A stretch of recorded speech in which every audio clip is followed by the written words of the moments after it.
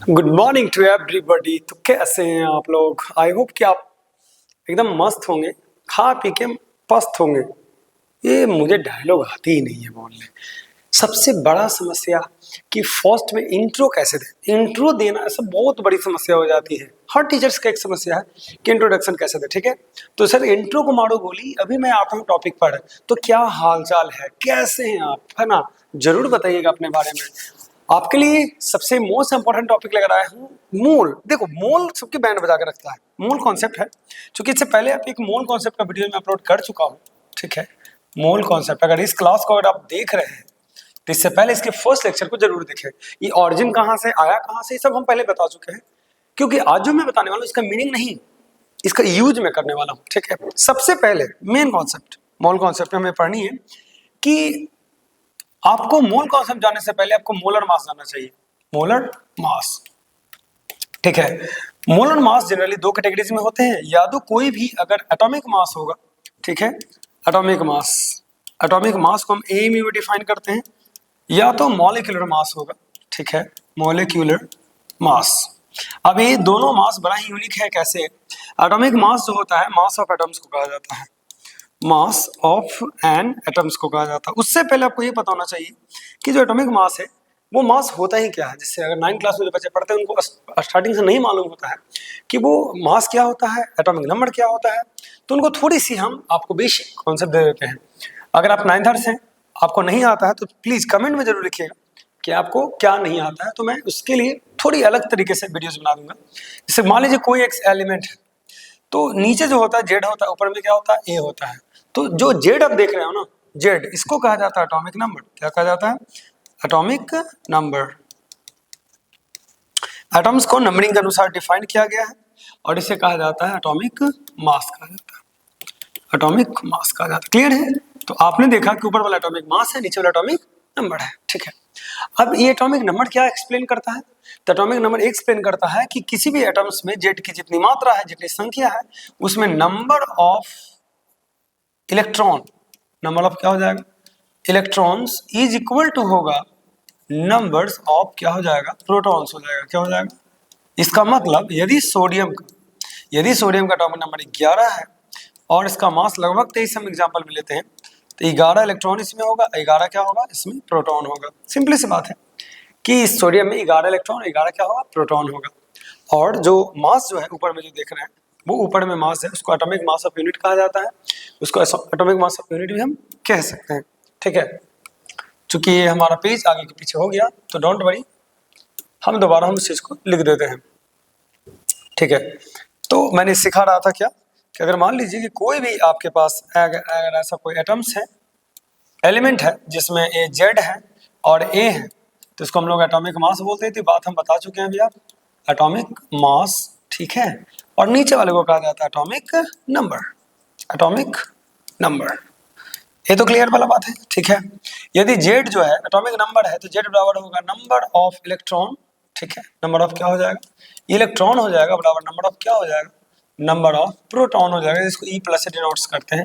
For example sodium में अगर मान लीजिएगा कि 11 को इलेक्ट्रॉन है और 23 जो एटॉमिक नंबर मास है, तो इसमें 11 को इलेक्ट्रॉन होगा और बराबर होगा 11 को क्या होगा, प्रोटॉन होगा। ये बहुत बड़ी बात है जो कि आपको याद रखना है, इट्स मोस्ट इंपॉर्टेंट है।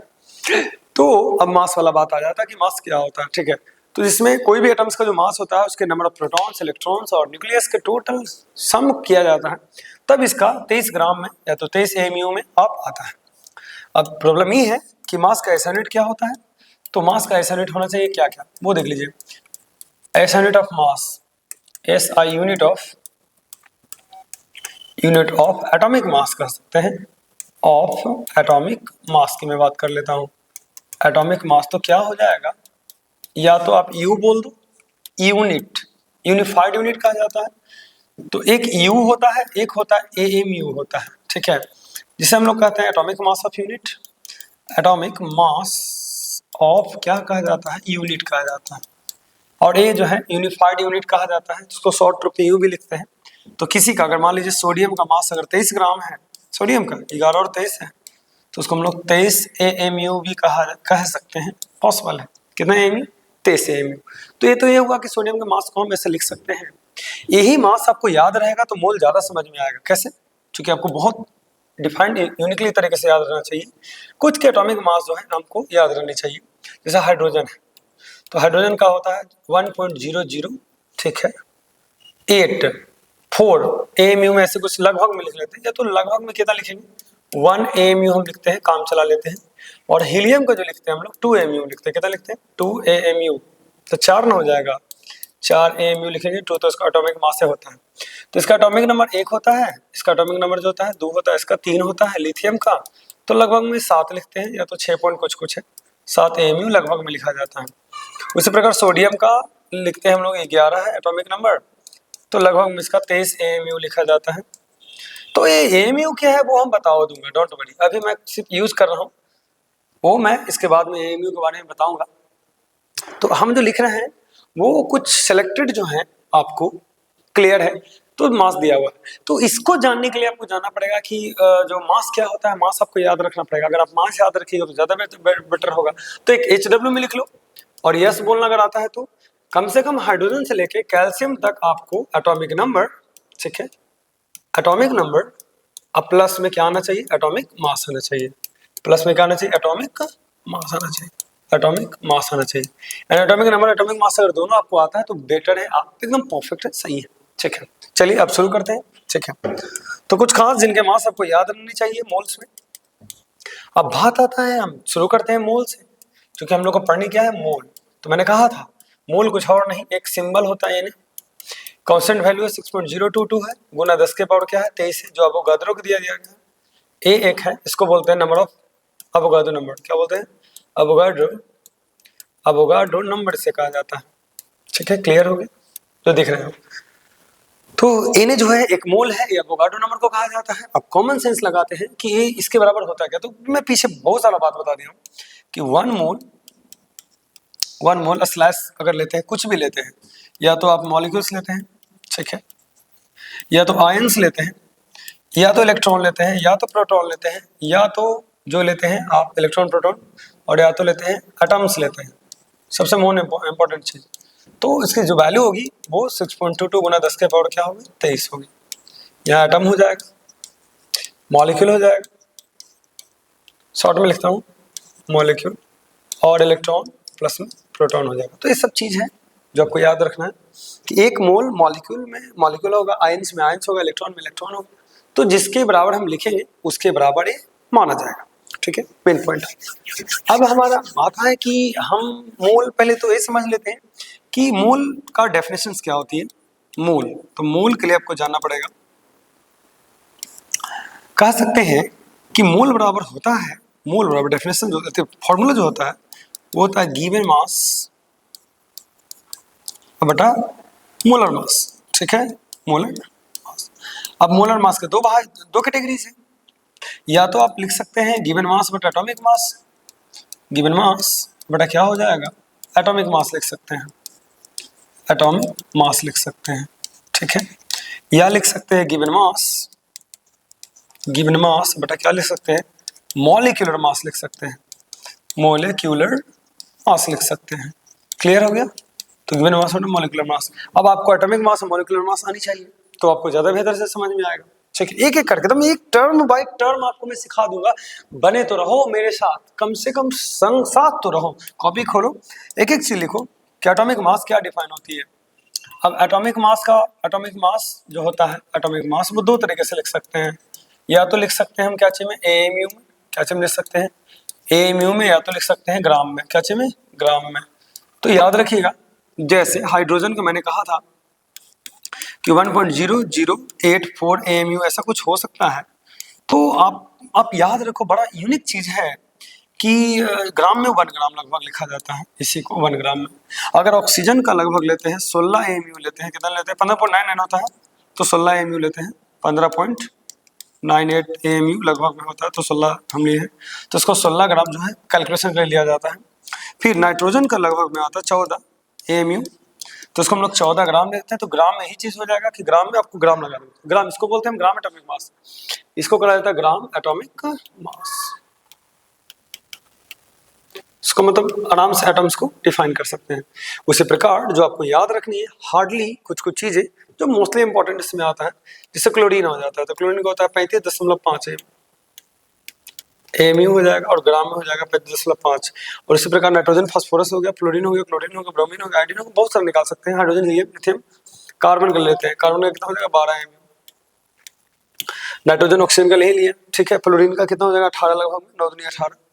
और सोडियम का कितना ले लिए 23 ले लिए, लगभग कितना लेते हैं 23 एमयू। और सोडियम हो गया, पोटासियम का कितना ले लेंगे लगभग 40 एमयू। कैल्शियम का भी वही होगा 40 एमयू, लगभग 39 पॉइंट कुछ कुछ होता है। तो एवरेज लेके चल रहे हैं क्योंकि कैलकुलेशन में आपका काम देगा। तो कुछ खास जो हमारे एटम्स के नाम हैं जिनके मैंने लिख रखे हैं एटॉमिक मास, जो कि आपको काम देगा, बहुत ज्यादा इंपॉर्टेंट है। तो ये एटॉमिक मास वाला बात हुआ ना। अब यही चीज अगर हम मॉलिक्यूलर में लिखें, अब इसी को हम लोग मोल में डिफाइन कर सकते हैं कि 16 एमयू है। तो एक मोल बराबर होता क्या होगा, सोचो, इसी में लिख लो 1 मोल ऑक्सीजन, ठीक है, एटम मास ऑफ, क्या लिखेंगे, मास ऑफ, जरा कॉन्सेप्ट को समझो, मास ऑफ 1 मोल, क्या लिखे, 1 mole oxygen atom, oxygen atom is equal to होता है 16 ग्राम। अगर ग्राम में लिख रहे हैं तो, या तो एएमयू में लिख रहे हैं तो आप लिख दीजिए ग्राम, एएमयू लिख दीजिए, एएमयू, बस इसको कन्वर्ट किया गया है। तो mass of 1 mole of oxygen atom बराबर 16 ग्राम है। तो इतना, इसका मतलब है कि आप 16 ग्राम ना लिख के 16 ग्राम अगर आप लिख रहे हैं ऑक्सीजन एटम लिख रहे हैं, ठीक है, 16 ग्राम ऑक्सीजन एटम लिख रहे हैं, तो वो 1 मोल ऑक्सीजन एटम के बराबर है। 1 मोल ऑक्सीजन एटम के बराबर है। इसका मतलब ये हुआ कि 16 ग्राम ऑक्सीजन एटम बराबर, जो नंबर ऑफ एटम्स आएगा वो आएगा 6.022 गुना 10 के पावर 23 ऑक्सीजन एटम आएगा। एकदम सोच लो, एकदम इतना आसान है। तो 1 मोल एटम है सर, कोई एक नहीं है। इसे मोल कहने का मतलब ये हुआ कि हम एक एटम की बात नहीं करें।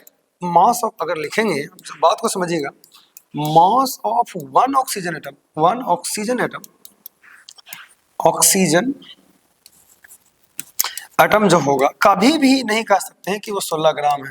ये बात को ध्यान दीजिए, ये आपको समझना है। हम कभी नहीं कह रहे हैं कि मास ऑफ 1 ऑक्सीजन एटम बराबर 16 ग्राम है, क्योंकि लोग कंफ्यूज हो जाता है।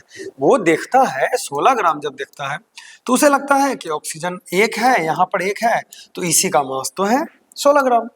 ये फीलिंग आती है बच्चों, फीलिंग आता है कि वो जनरली कैलकुलेशन में क्या लिखता है कि ऑक्सीजन का मास कितना होता है, तो वो 16 एमयू समझ जाता है। तो उसे लगता है यही एक है, कितना एक संख्या है, इसी का मास कितना है 16 ग्राम है, तो 16 एमयू है। ये सबसे बड़ा हमारी कंफ्यूजन है मोल्स को लेकर। नहीं, मोल्स में क्या होता है कि वो जो, अगर आप 16 ग्राम लिख रहे हैं, इस बात को समझिएगा, तो इसका मतलब है कि 1 मोल को क्या डिफाइन कर सकते हैं, टोटल मास ऑफ, बहुत इजी है, टोटल मास ऑफ 1 मोल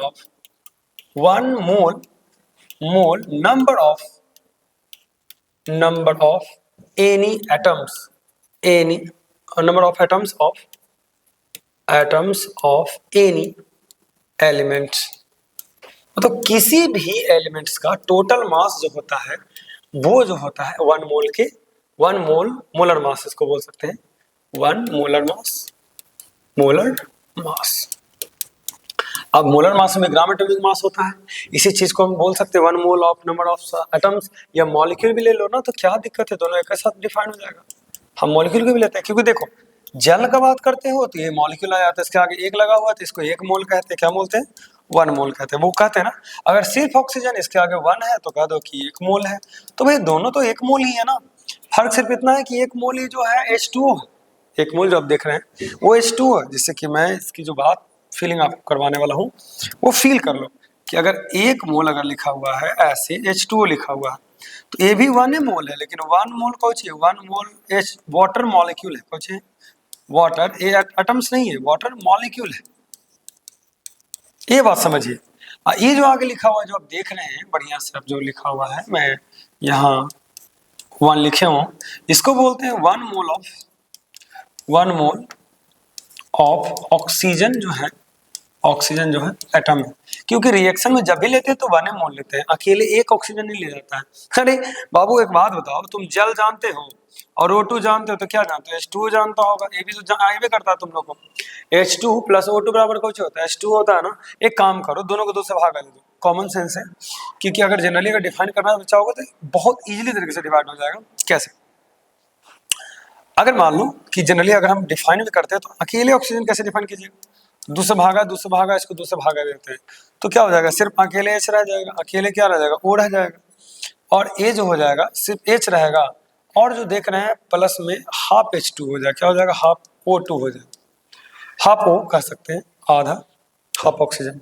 तो ये वाला बात हो गई ना कि जनरली डिफाइन अगर करेंगे कि अकेले ऑक्सीजन है, इधर हाफ ही बैलेंस नहीं है, ठीक है।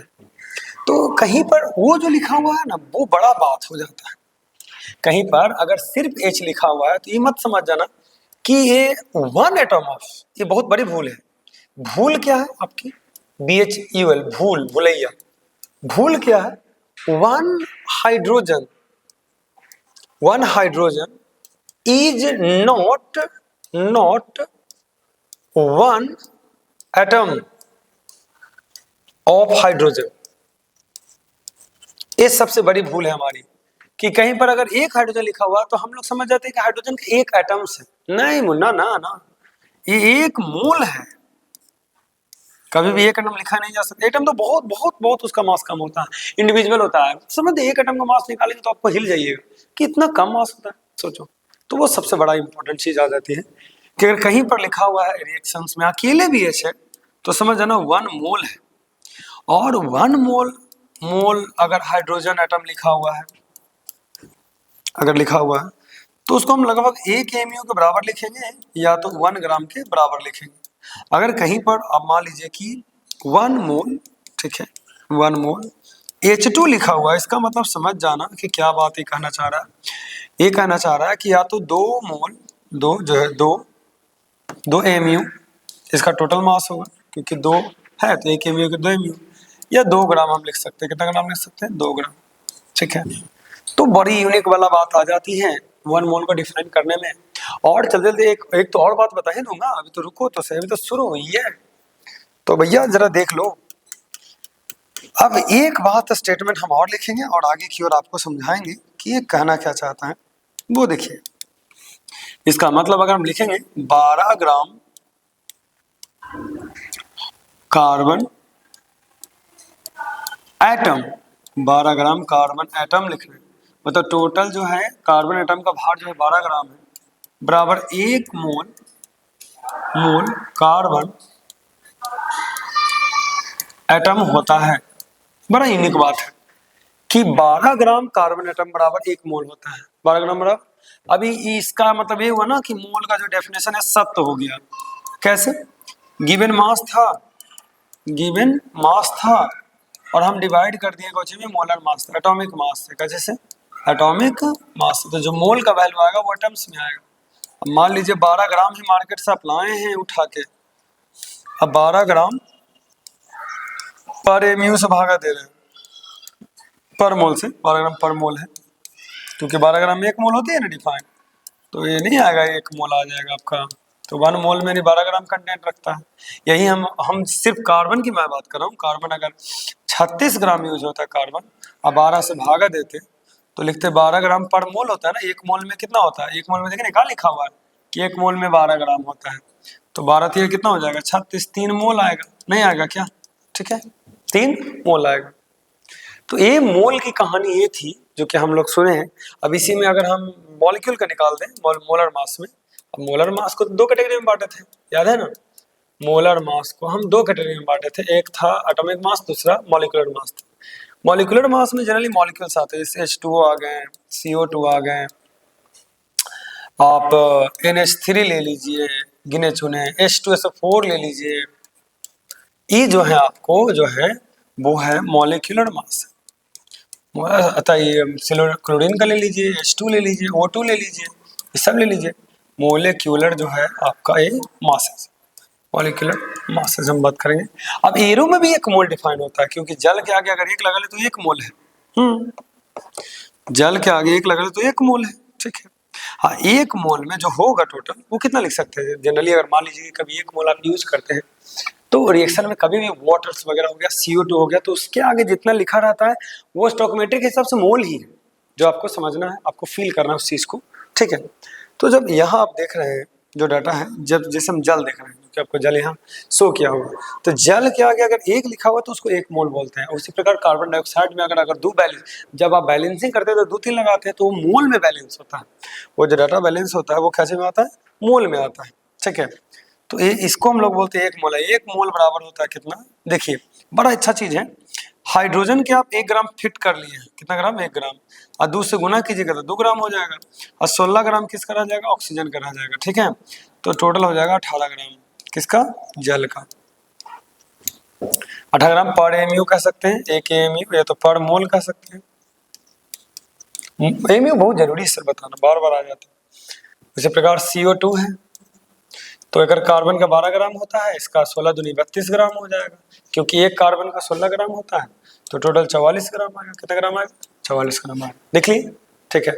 उसी प्रकार आपको HW में देता हूँ, देखते हैं कौन कौन निकालता है। सल्फ्यूरिक एसिड का कितना होगा मॉलिक्यूलर मास, Cl2 का क्या होगा, H2 का क्या होगा, O2 का क्या होगा, और NH3 का क्या होगा। जो सबसे पहले कमेंट करेंगे उनको मैं मेंशन कर दूंगा कि वो बच्चा जो है मोस्ट ब्रिलियंट है, सबसे पहले बनाता है। H2SO4 का कैसे निकालेंगे, तो H2SO4 का एक बताए थे। H2SO4 के निकालने के लिए हाइड्रोजन का 2 ग्राम हो जाएगा, क्योंकि 2 है। सल्फर का अकेले का 32 ग्राम होता है, और 1664 ग्राम इसका होगा, टोटल 98 ग्राम आ जाएगा। कितना है, 98 ग्राम पर मोल आ जाएगा। कितना आसान है वो देखिए, बहुत इजीली रूप से समझ सकते हैं। 98 ग्राम पर मोल आपका आराम से आ जाएगा। अब हम कहानी में ट्विस्टेड लाते हैं, ठीक है। तो इसका मतलब ये हुआ कि भैया अगर आप हाइड्रोजन अकेले लिखे हैं तो भी मोल है, H2 लिखे हैं तो भी मोल है, और H2O लिखे हैं तो भी मोल है। तीनों के तीनों मोल ही हैं। बस तीनों में अंतर क्या है कि ये जो है आपको एटॉमिक है तो सिर्फ 1 ग्राम होगा, इसका मॉलिक्यूलर है तो 2 ग्राम हो जाएगा। ये कंपाउंड का ही है, बट ये 18 ग्राम है क्योंकि इसमें और भी चीजें हैं, और सब एक ही मोल है, ये भी 1 मोल है, ये भी 1 मोल है, ये भी वो सब 1 मोल है। अगर आगे 4 लग जाए, 2 लग जाए तो 2 मोल हो जाए, ठीक है, 2 मोल हो जाएगा। तो ये तो थी बात मोल की कि मोल होता क्या है, कैसे डिफाइन की जाती है। एक एक चीज मैंने मोल पर आपको कहानी बता दिया, ठीक है। अब जिस टॉपिक पर हम लोग बात करने जा रहे हैं वो टॉपिक बड़ा ही इंपॉर्टेंट है, तो ठीक इसी वीडियो के लास्ट में आपको मिल जाएगा वो टॉपिक, है ना। तीसरा टॉपिक जिसे हम लोग कह सकते हैं, वो मोस्ट इंपॉर्टेंट टॉपिक है कि पूरी कॉन्सेप्ट हम मोल के एक बारे में बता देंगे कि मोल क्या होता है, और मोल कितना बराबर 1 मोल हम कह सकते हैं, ठीक है। तो यहाँ तक देखे हैं, बहुत अच्छी बात है। आपका विषय कितना सही हुआ, फीडबैक जरूर लिखिएगा, नीचे जरूर लिखिएगा, जय हिंद लिखिएगा, है ना, ग्लोबल क्लासेस को, ठीक है। जय हिंद, जय भारत। और दूसरी बात, एक चीज और बता देता हूँ कि कम से कम अगर आप देखते हो तो शेयर भी कर दो, दूसरे को रिकमेंड करो, उसको जरूर बेटर है। और सर लॉल सब्सक्राइब बटन ठोक दो, ठीक है। तो बेस्ट ऑफ लक, आज के लिए इतना ही, मिलते हैं नेक्स्ट वीडियो में। Thanks a lot.